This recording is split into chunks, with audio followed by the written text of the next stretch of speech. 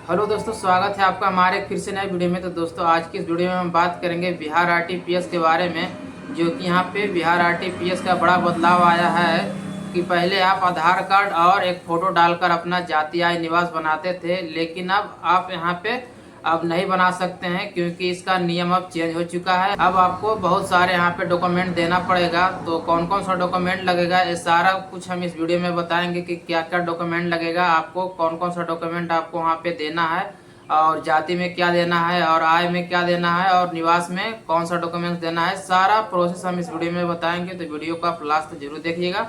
आपको ले चलते हैं कंप्यूटर स्क्रीन पे और बताते हैं कि किस तरह से आपको वहाँ पे कौन कौन सा डॉक्यूमेंट लगेगा। तो अब हम आ चुके हैं अपने कंप्यूटर स्क्रीन पे। तो सबसे पहले एक आपको पेपर कटिंग मेरे पास पड़ा हुआ है, चलिए उस पर आपको ले चलते हैं और आपको यहाँ पे दिखाते हैं।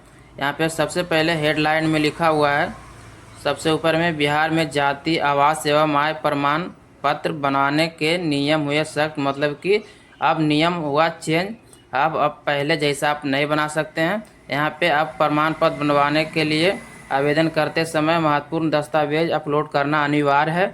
मतलब कि आप जिस समय आप बनाएंगे उस समय आपको ये सब सारे यहाँ पे दस्तावेज आपको अपलोड करना अनिवार्य है। जाति प्रमाण पत्र बनवाने के लिए आवश्यक दस्तावेज यहाँ पे इतने सारे यहाँ पे दस्तावेज दिया हुआ है।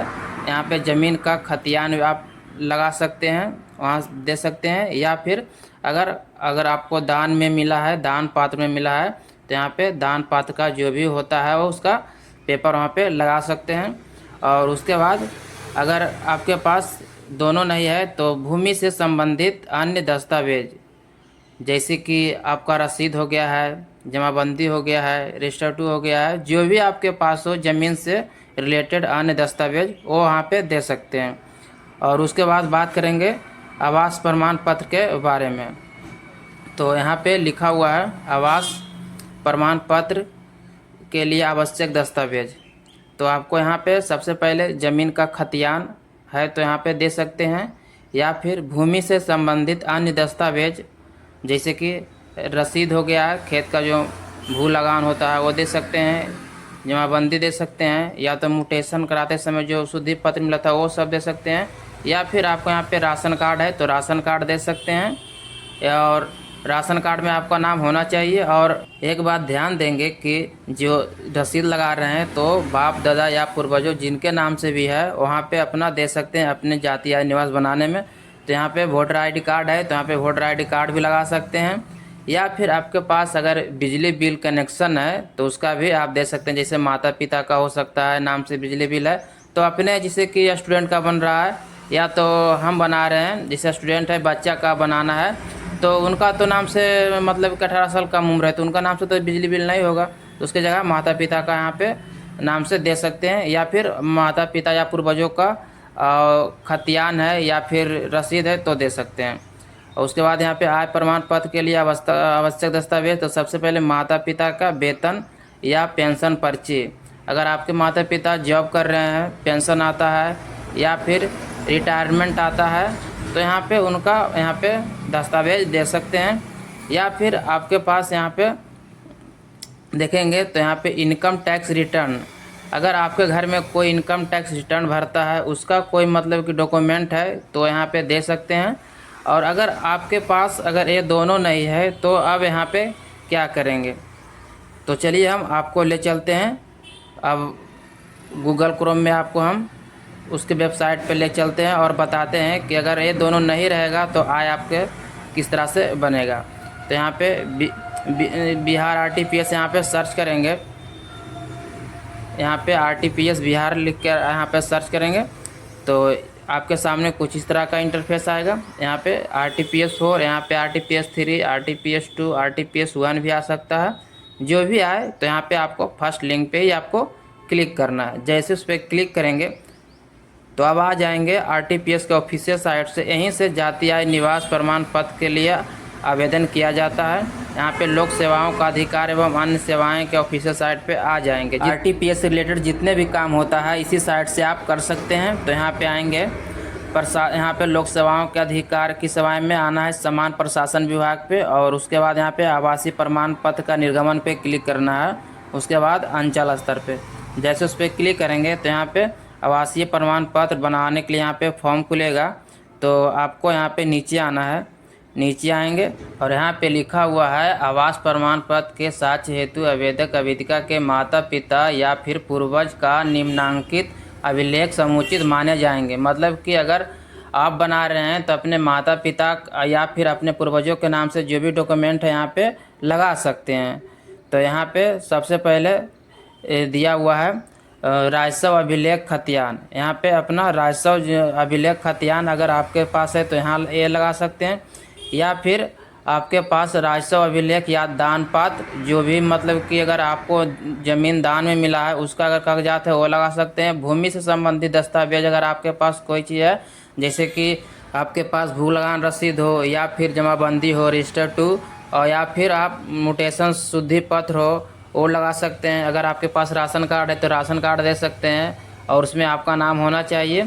और ये रसीद और जितने भी खतियान है ये सब ज़मीन से रिलेटेड, उसमें आपका पिता के नाम से भी रहेगा या तो फिर आपके पूर्वज के नाम से भी रहेगा तो चलेगा। उसके बाद विद्युत विपत्र यहाँ पे लगा सकते हैं, जिसे बिजली बिल कनेक्शन बोलते हैं, या फिर यहाँ पे पहचान पत्र जो वोटर आईडी कार्ड होता है वो यहाँ पे लगा सकते हैं।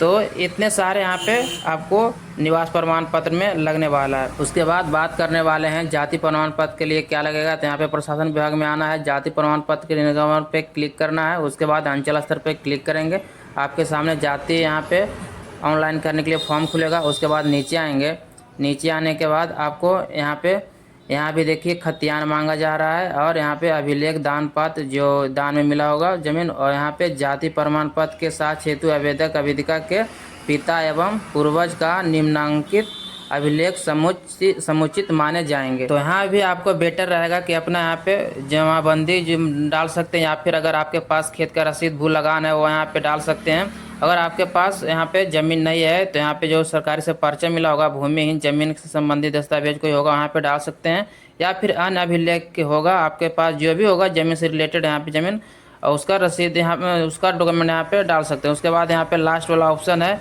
ये आपको नहीं देना होगा क्योंकि आपके पास ये होगा ही नहीं। तो आपको ये जो 4-5 दिख रहा है, 5 में से कोई सा है वो क्लिक करके यहाँ पे वहाँ से अपना डॉक्यूमेंट को अपलोड कर सकते हैं आप। चलिए बात करते हैं कि यह किस तरह से आपको बनेगा, कौन कौन सा डॉक्यूमेंट लगेगा। सम्मान प्रशासन विभाग पे क्लिक करेंगे, उसके बाद यहाँ पे आएंगे आय प्रमाण पत्र के निर्गमन पे, और उसके बाद अंचल स्तर पे क्लिक करेंगे। जैसे उस पर क्लिक करेंगे तो यहाँ पे आपके सामने आय बनाने के लिए यहाँ पे फॉर्म खुलेगा। तो आपको नीचे आना है, नीचे आने के बाद यहाँ पे आपको देखिए आय प्रमाण पत्र के साक्ष्य हेतु आवेदक आवेदिका के माता पिता का निम्नांकित अभिलेख समुचित माने जाएंगे। इसका मतलब कि यहाँ पे कह रहा है कि अगर माता पिता के अगर इनमें से 3 में से कोई सा भी अगर डॉक्यूमेंट देते हैं अपने बेटे या बेटी के लिए बनवाने के लिए, तो यहाँ पे मान्य होगा। जैसे कि यहाँ पे वेतन या फिर अगर आपके पास आय का रिटर्न है, इनकम टैक्स रिटर्न, तो यहाँ पे डाल सकते हैं। अगर आपके माता पिता ना तो इनकम टैक्स रिटर्न भरते हैं या फिर आपके पास ना नौकरी है आपके माता पिता करते हैं, ना तो फिर रिटायरमेंट आता है, तो आपको यहाँ पे लास्ट वाला पे क्लिक करना है, अन्य अभिलेख पे क्लिक करना है। और इसमें आप ज़मीन से रिलेटेड जो भी आपके पास दस्तावेज होगा यहाँ पे दे सकते हैं, जैसे कि भू लगान रसीद या फिर जमाबंदी या फिर म्यूटेशन जो शुद्धि पत्र मिलता है वो, या फिर आप खतियान भी डाल सकते हैं। जो भी आपके पास ज़मीन से रिलेटेड यहाँ पे आपको कागजात होगा वो यहाँ पे अपलोड करेंगे, उस पर क्लिक करके लास्ट वाले पे क्लिक करके। तो इतने सारे यहाँ पे डॉक्यूमेंट लगने वाले थे।